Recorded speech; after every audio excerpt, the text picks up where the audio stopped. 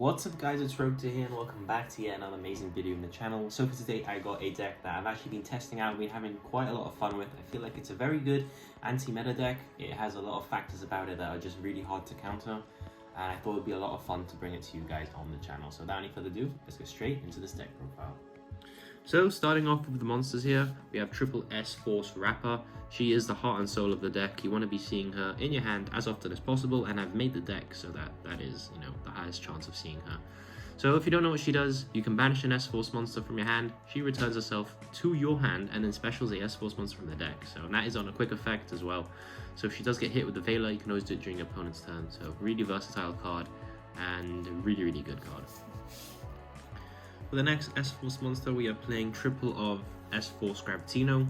He is again an insane card because he is a rotor for the archetype, and not only that, S-Force monsters that point in the same columns as monsters the opponent controls basically all become macrocosmos. So as long as he or another S-Force monster is in the same column as another monster, when that card leaves the field, it will be banished instead. So that is like the really nice effect of S-Force Gravitino. Makes it like a sort of floodgate in a way.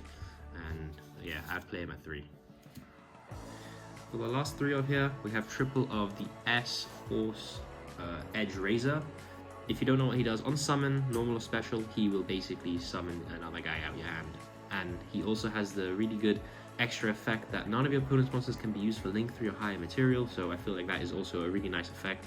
Also means that if you do draw your Platina, you can always special her out the hand and keep your plays going. Speaking of Platina, just 2 Platina. You don't necessarily want to be seeing her in your hand, but if you do, you can always, summon the Razor first, summon your Platina, and then that will be summoning your Gravitino, which is the bread and butter combo of the deck. Just 2 of her. She can be a bit bricky at 3. Same goes for the new guy, the latest support, S-Force Retroactive. If you don't know what he does, he can be used as link material from your hand. It makes your link 3 a lot easier to summon that way. And then he can banish himself for the grave to fulfill the cost of an S-Force monster that would banish a card from your hand. So, very nice card. And for the last of the S-Force monsters, we got 2 of the new guy as well, S-Force Lampswell. He is a monster reborn and can nuke the field based on what he points to on the other S-Force monsters. For the last of the monsters here, the on-hand traps, we are playing double of the Idea. If you don't know, she actually can bring out Rapper straight from the deck because she has the exact stats that Idea brings out. Can't summon from the extra deck when you do use the effect, which is a bit annoying, but more ways to see Rapper is always nice. The hand traps, Triple Gamma and his Brick, amazing in this deck. I'll show you why later in the extra deck, but very versatile. And triple of the Dimension Shifter rounds off the hand traps. This card is absolutely insane against every meta deck this format, and actually is a really useful asset to have in your deck because you don't mind your S-Force monsters getting banished. So moving on to the spells. Starting off with the spells, triple pot of Extravagance. I feel that this is the best pot to play. Yes, Prosperity Daisy for your deck, but this just gives you draw power and lets you go +1, and you don't really care about your extra deck, so triple of the Extravagance. For another 3 of, we got triple of the Field spell. On activation, this is a rotor, that's the only thing you really need to know. Adds you Rapper, lots of consistency.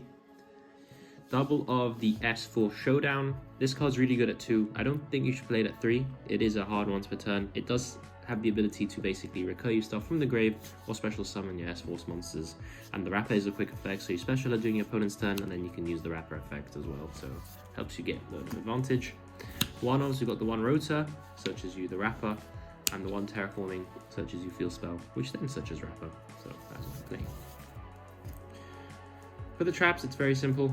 Triple S-Force Chase, this is the best trap.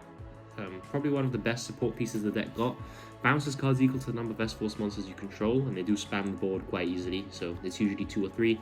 And then you can banish it from the grave, and basically you don't need to banish an S-Force monster from your hand. This will be its substitute, so it's really nice. And searchable with Gravitino as well. So, and for the last card, triple, there can be only 1. I don't play the other S-Force trap because with D-Shifter, your stuff's going to be banished anyway. And I'd feel like all the times that I would be searching out that trap, I can just search an S-Force Showdown instead. So there can be only 1. If you haven't noticed, all of the S-Force monsters are different types, so it doesn't hinder you one bit and hinders your opponent. So that's the type of cards we want to play. Moving on to the extra deck, we have a Link 5, we have the Underworld Goddess. She basically helps you out the unoutable, also known as Dragoon, and friends. And since you do spam the board quite easily, you can make her quite easily as well. We got the one Borrow Sword. This helps with OTKs. This can of course be access code. I just think Borrow Sword for a deck like this is better because you want to be going in for the kill. We got the one Appaloosa. Again, you can make it quite easily, so why not play her? One Nightmare Unicorn. Just a generic staple. Topologic Trisbane. I feel like you should play this because in the back row decks you can struggle and you can special summon a lot of monsters during your opponent's turn. So I feel like making the Topologic Trisbaner is just really big brain play, and you can also burn them. Double S-Force Justify. I really wish he was a Link 2. He is alright, that's all I can say. He is a monster negate, move stuff to the arrows he points to. I just feel like the times you could be making him, it would be just better to just keep those S-Force monsters on the field to have more monsters to bounce back with Chase. One Celine, because she helps you make your Appaloosa, etc. One IP Masquerena, normal stuff. We got the one Dark and the one Liner. All your S-Force monsters are either light or dark, so these are free.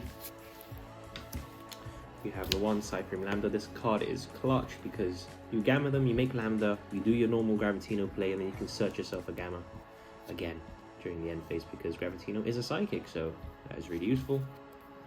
And I am just playing Xyz's package of Utopia Lightning, helps you get over stuff and they can't really respond with spells or traps.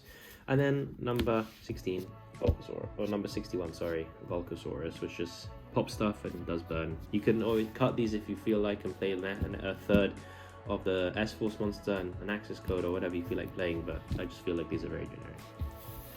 So that is the end of the deck profile, guys. I hope you guys did enjoy my take on S-Force. It's a really fun deck. I do recommend you guys try it out. This is a very, very good build. You could, of course, try out Prosperity, and if you do, please let me know in the comments down below. So without any further ado, I'm going to be going, and I think... It's time! Let's go!